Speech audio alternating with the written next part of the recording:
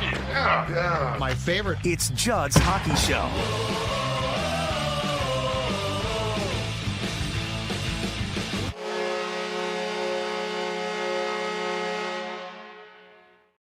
Is the Friday edition, a Friday episode of Judd's Hockey Show. It's Judd. It is AJ sporting his U.S. soccer hat in anticipation of the World Cup coming up in June, or he just had to wear a hat because, much like me, he hasn't showered yet and his hair's a mess. Bingo. Thank you very much. But yeah, and I got my victory tire and auto hat on for that reason as well. The Wild, we were both there last night. They win 4-1 against the Calgary Flames in a less than inspiring game, but a win's a win. Mm-hmm. They close out their homestand now, so they'll go on a one-game trip to Edmonton on Saturday. They'll come back here against Montreal. Then they'll play Wednesday in Nashville, and then they'll be off for 3 weeks for the Olympic break. But 3-0-1, which is not bad. The shootout win against Chicago a couple nights ago. Of course, they came back from a 3-0 deficit last night. They didn't trail, but I believe they had they had 2 goals on 3 shots in the first period. I think they had 8 shots through 2 periods. But Age, you know what? I will say this: if you can find ways to win games. And I didn't feel, last night was not their best game. But that being said, the last homestand didn't go so well. And the reality is this: when you can find a way to get 2 points, which they did the last 2 games, I'm not saying that's the blueprint for success. It's definitely not. I also have a hard time complaining, though, if you're going to get 2 points, if you're playing with any consistency, which this team is for the most part. Mm-hmm. So not sure about you. Yeah, it wasn't the most exciting game that we've attended, but all of that being said, I did not come away from that game thinking, oh boy, they should have trounced them. Calgary's not very good. They play sort of a defensive style. All in all, not a lot of style points, but a successful homestand, and to me, that's the most important thing, and they still remain, the Wild does, 1 point up on the Dallas Stars in the Central Division. Yeah, last night's game was a bit of a snooze fest. I was already pretty tired as is, and then going to that, I was like, oh, we'll see some raucous action. The goal horn will wake me up a little bit. We'll get, Juice and Kirsten in the arena, like getting me amped up. And then the play started, and I was like, okay, well, they scored early, and then they scored again. And then there was a lot of nothing. It was a lot of just very relaxed, kind of back and forth. It wasn't really great hockey by any means, but you're right. Like you get 2 points. It's hard to rag on them, and I think that's coming from this show. I think that's pretty generous to say. But when they take 2 points for a team that is and has been as good as they are, it's not like they were on the flip side of things trying to get back out of a rut or a slump, and all of a sudden it's a game against a Chicago team that isn't very good, and you're forced to come from behind and just play dirty, gritty hockey to get 2 points in a shootout. And then the next game, okay, you're trying to also still get out of this rut, and now you play against a really bad Calgary Flames team, and you watch them play like they did last night. They've been good for the most part over the past couple of weeks. Granted, you had that little drop-off at the end of that 7-game road trip earlier, I want to say this month, when they were on the road because of the World Juniors being in town. And then it's sort of been this work back to what we normally see from the Wild. This homestand, I think, is fine, though. Like, they 3-0-1, you're getting points. You are competing with some pretty darn good teams, like Red Wings in that span, Panthers in that span. Those aren't pushovers by any means.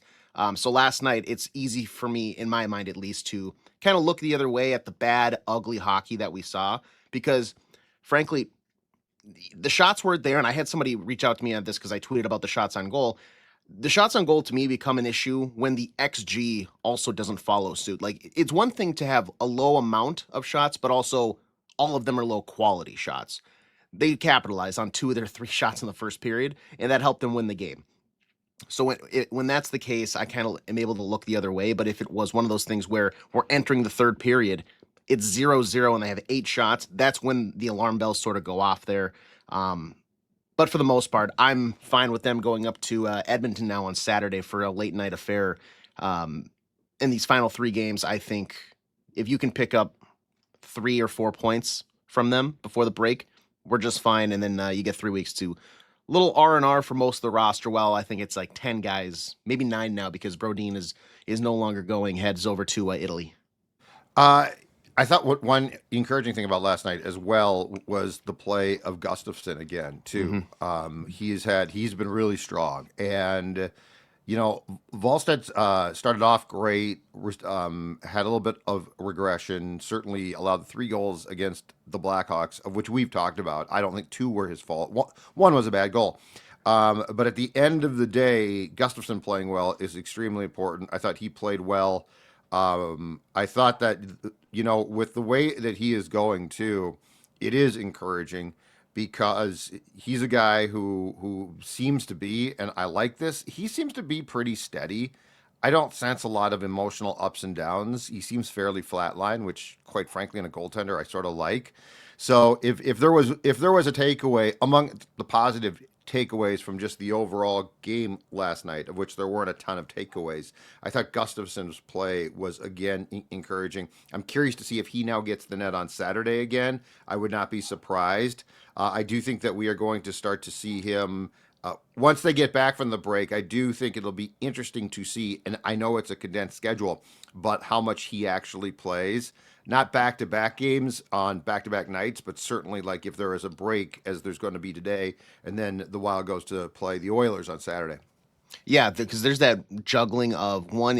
He's your number one goaltender right now, and granted, if it's a 1A 1B, he is the 1A.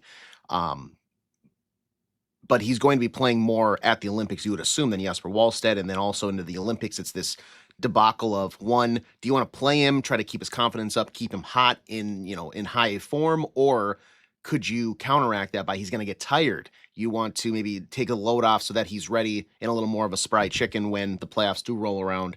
So we'll have to see. I think for the final 3 games, though, I think you're right, where you probably go Gustafsson in net on the road against Edmonton. I bet you Wallstead gets the nod at home against the Canadians, and then down in Nashville for Wednesday, that game before the break, it's probably Gustafsson again. I'm sure the Wild don't really care about setting up him for a potential, game 1 start in the preliminary rounds for Team Sweden. He's going to have No, I hope not. you'd think, but but also I would also understand if it's the other way too. Wallstead, I think of the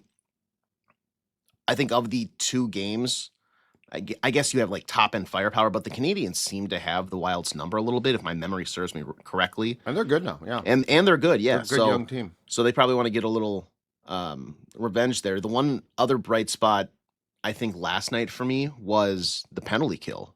Like this is a team that, because of the officiating at times, maybe not always being the best or the most agreeable to the hometown crowd, because of the amount of chances that opposition have had over the past couple of games, the penalty kill has been forced to get pretty heavy minutes in opposed to the power play unit. The PK stood on its head last night. You look at what they've done, especially I think it was the overtime against the Blackhawks the other day on Tuesday, 4-on-3 in OT, and you go to the shootout, you get the win yesterday. And not that the Flames have top end talent. Like the one guy I was excited to see, because I know he's been linked to the Wild with some very, I think, not as concrete trade rumors as some of the other centers in the market, but not some Kadri.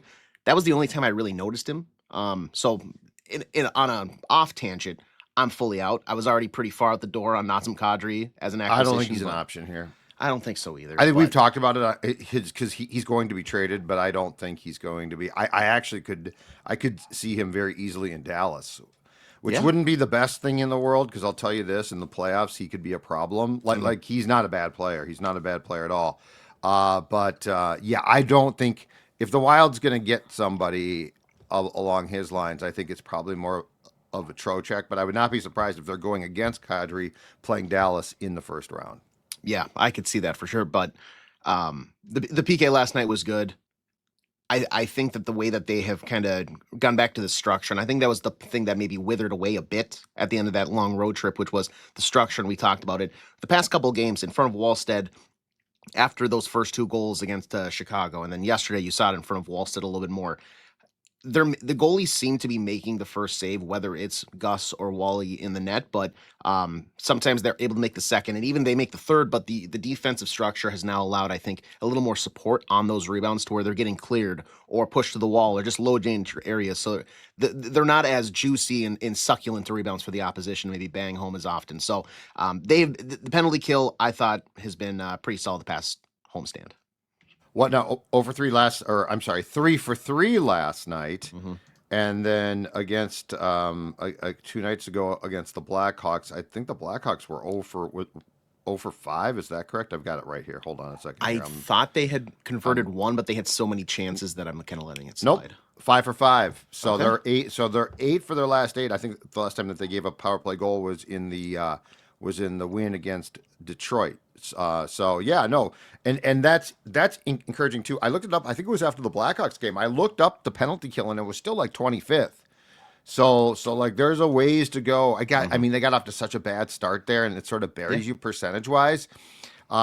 Yeah, that and I forget. I don't know what the final tally was last night, but I pointed out to you. I think it was in the late second period or third. The faceoffs again were just a mess. They've got to. I mean, seriously, when we talk about a center, if nothing else, and look, a number one center would be awesome, and a lot of teams want them, and we've gone down that path. But Hmm. that being said, if nothing else, you have to in the playoffs find a way to win more faceoffs. Like this is a non-negotiable in my opinion. You have to add somebody who can win a faceoff because so last night, let's see here, I've got it. Faceoffs won. Oh, look at that! The Wild rallied 50.8%. Wow. 50.8%. What a It team.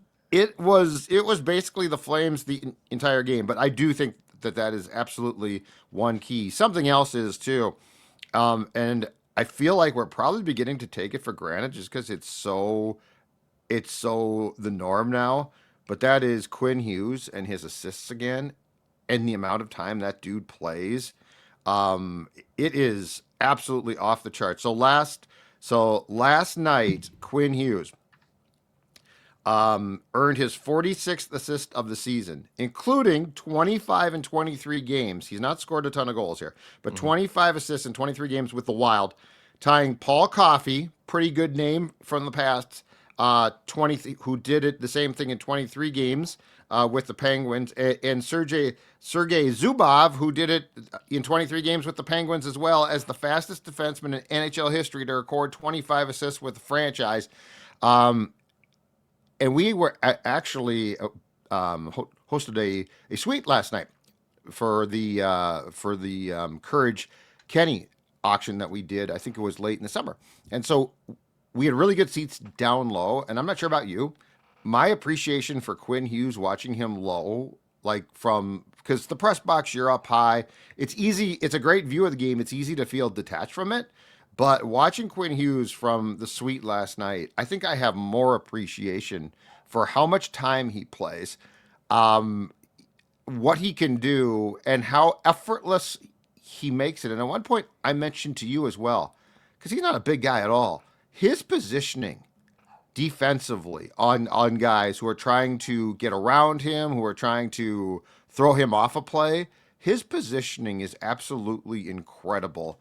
And again, it all looks like there is no effort to it, which of course we know is not the case. There's a lot of effort to it, but I think I gained an even bigger appreciation last night for how Quinn Hughes plays the game.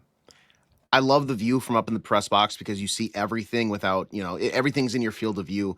Down there, though, it is like it's a completely different viewing experience because you're seeing the rush a little bit more. You're up close and personal. You see the edge work a little more detailed. And watching Quinn Hughes up close like that, like if you get tickets to a Wild game remainder of the season, if you haven't yet, maybe you've experienced this already. If you're listening, watching, lower bowl tickets, and you can kind of see up close just how good and fast the game is. Watching like Quinn Hughes just isolated on a shift, it's a gift. He is just absolutely tremendous, and you're right. The positioning is something that, frankly, I'll credit, I'll draw likeness to, I should say, Jared Spurgeon, who's a little bit of an undersized, not as strong with the puck at times guy, but in this league, he's had to adapt, and that's a guy who I think has made a career off of great stick work, but also amazing positioning. Well, Quinn Hughes is a not even just a next level player. He's a multiple level, like tier up player.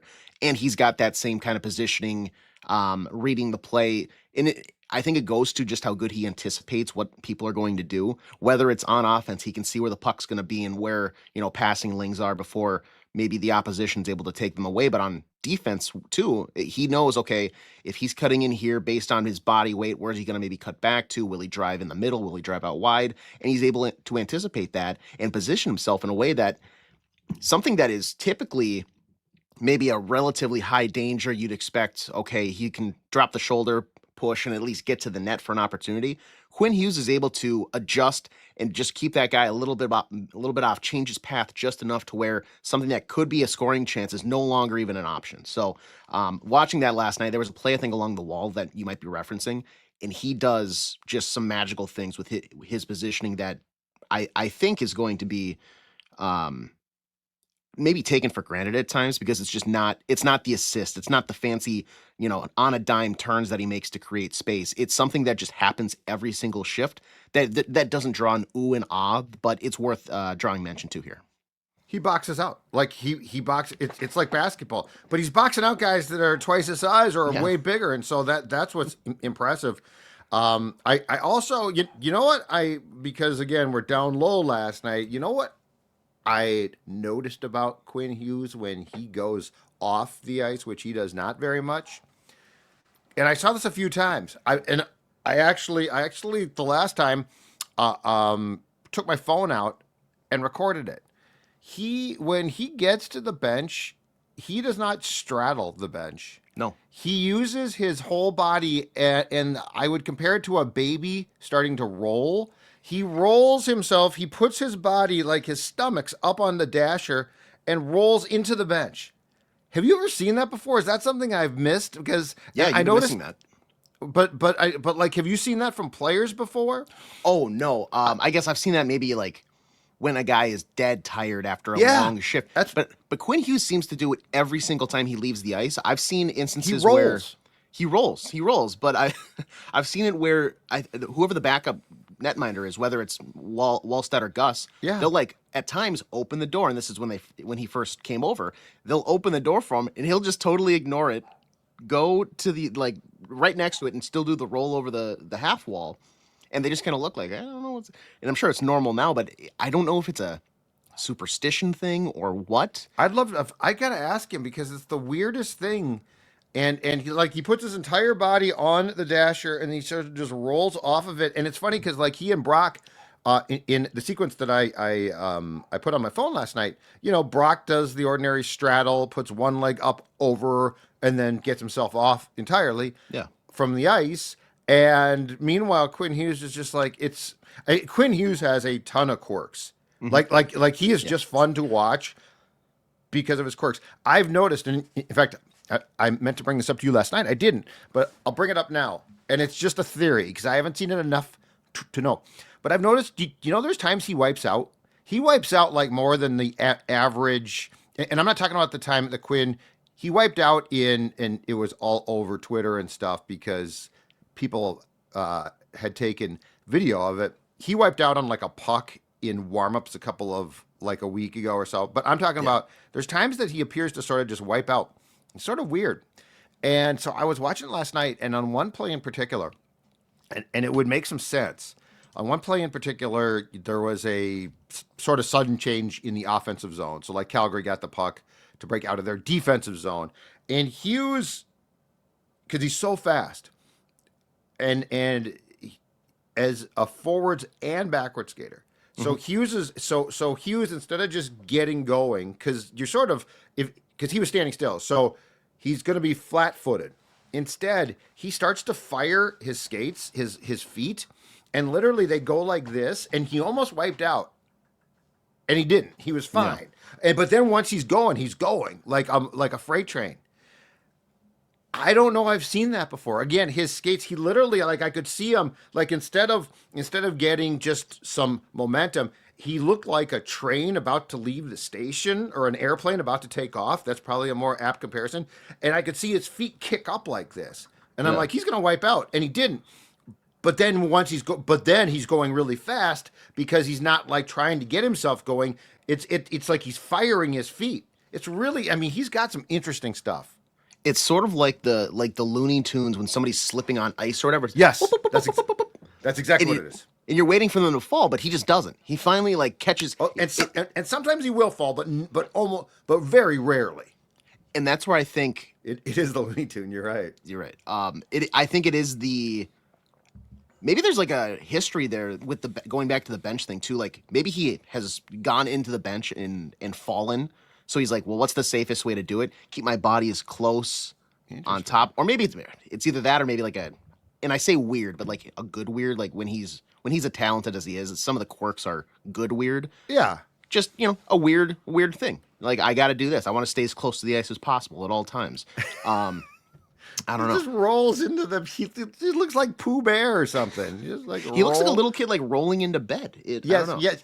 He looks like like this is not the case, but he literally looks like a guy, like a child who can't get his leg. You can't get your legs up that high, right? Yeah. So I'm just gonna roll in. It is hilarious. How good as he was last night. I think the flashiest play, and I think we maybe should just shed a small light on this. The pass from Jake Middleton to Vinny Hinostroza. Beautiful. I saw not necessarily a coworker of us, but works in the same building, Alec Osmus of KSTP, in the sports department down there.